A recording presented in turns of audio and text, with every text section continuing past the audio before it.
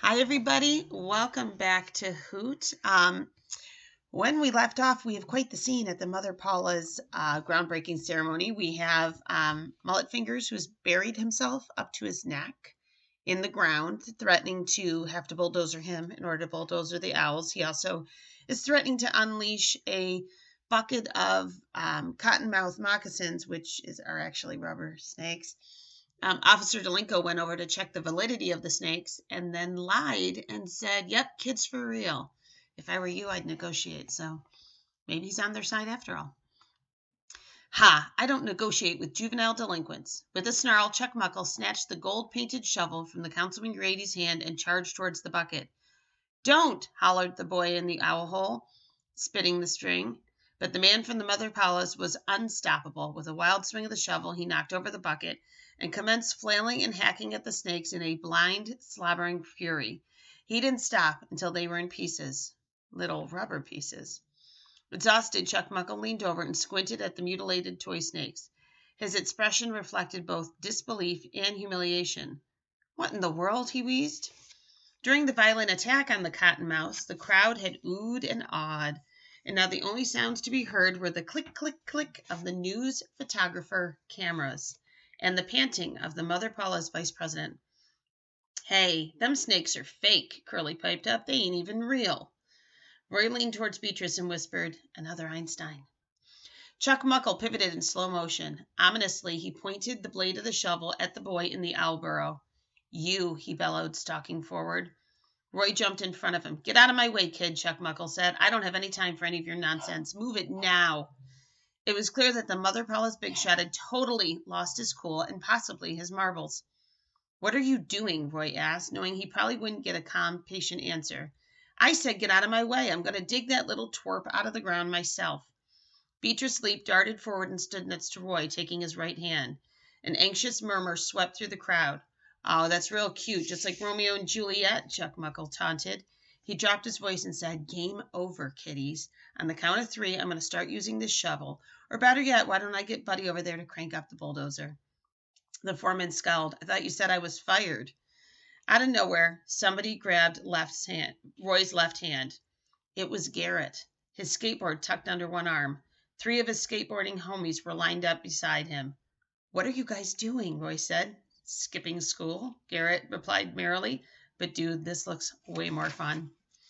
Roy turned to see that Beatrice had been joined on her side by the entire soccer team, linking arms in a silent chain. They were tall, strong girls, and they weren't the least bit intimidated by Chuck Muckle's blustery threats. Chuck Muckle realized it too. "Stop this foolishness right now," he begged. "There is no need for an ugly mob scene." Roy watched in wonderment as more and more kids slipped out of the crowd and began joining hands, forming a human barricade around Beatrice's self-buried stepbrother. None of the parents made a move to stop the kids.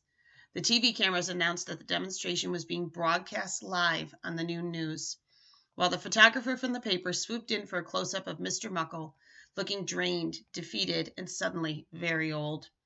He braced himself on the ceremonial shovel as if it were a cane. "Didn't any of you people hear me?" he rasped. "This event is over. Done. You can all go home now."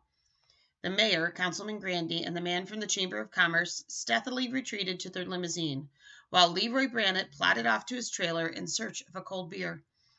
Officer Delinko leaned against the fence, writing up a report. Roy was in an eerie yet tranquil daze. Some girls started singing a famous old folk song called "This Land Is Your Land." It was Beatrice, of all people, and her voice was surprisingly lovely and soft. Before long, the other kids were singing too. Roy shut his eyes and felt like he was floating on the sunny slope of a cloud. "Excuse me, hotshot, you got room for one more?" Roy blinked his eyes and broke into a grin. "Yes, ma'am," he said, and Mother Paula stepped between him and Garrett to join the circle.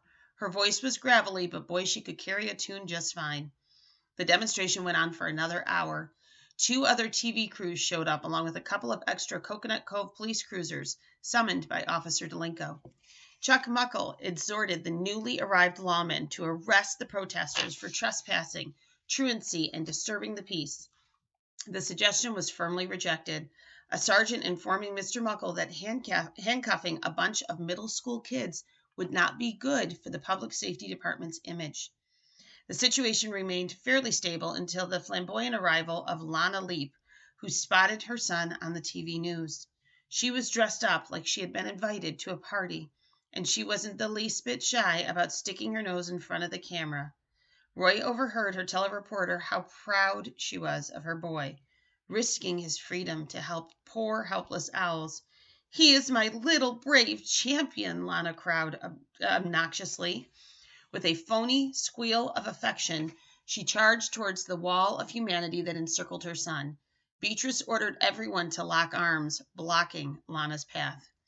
There was one hairy moment where Lana and her stepdaughter stood glowering at each other, eye to eye, as if they were about to tangle. Garrett broke off the standoff with a phenomenal fake fart that sent Lana reeling backwards in horror. Roy nudged Beatrice. "Look up there." Overhead, a small, dusky colored bird was flying in a marvelous daring corkscrew.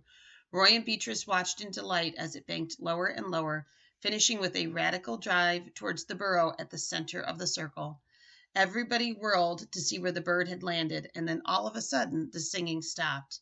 There was Mullet Fingers, trying not to giggle, with the daredevil owl perched calmly on the top crown of his head. "Don't worry, little guy," the boy said. "You're safe for now." Chapter 21. Napoleon? Napoleon Bridger? Roy read the name aloud. "It's certainly colorful," his mother remarked. They were at the breakfast table, Mrs. Eberhardt carefully clipping articles and photographs from the morning newspaper. The front page featured a picture of Roy, Beatrice, and Mother Paula clasping hands at the center of the demonstration. The head of Beatrice's stepbrother could be seen in the background, looking very much like a fallen coconut with a blonde toupee. The caption beneath the photograph revealed Mother Paula as an actress and former beauty queen named Kimberly Lou Dixon, and Beatrice's stepbrother was identified as Napoleon Bridger Leap. "Is he back home now?" Roy's mother asked. "I don't know if he'd call it that," Roy said, "but he's back with his mom and his stepfather." At the scene of the student protest, Lana Leap had pitched a weeping, spluttery fit and demanded to be reunited with her son. Not knowing any better, police officers had led her out of the crowd towards Mullet Fingers, spooking the bold little owl away from the boy. "My champ, my brave little hero," Lana had swooned for the cameras as he wriggled out of her burrow. Roy and Beatrice had watched in helpless disgust as she had locked Mullet Fingers in a smothering, melodramatic hug. Mrs. Eberhardt clipped out the newspaper photo of Lana posing with the boy, who looked extremely uncomfortable. "Maybe things will be better between the two of them," Roy's mother said hopefully. "No, Mom, she just wanted to be on TV." Roy reached for his backpack. "I better get going. Your father wants to see you before school." "Oh." Mr. Eberhard had worked late the previous night, and Roy had already gone to sleep by the time he'd gotten home. "Is he mad?" Roy asked his mother. "I don't think so." "Mad about what?" Roy pointed at the paper, checkerboard with scissor holes. "About what happened yesterday. About what me and Beatrice did." "Honey, you didn't break any laws and you didn't hurt anybody," Mrs. Eberhard said. "All you did was speak for what you believe is right. Your dad respects that." Roy knew that respects wasn't necessarily the same thing as agrees with, though. We're going to stop there.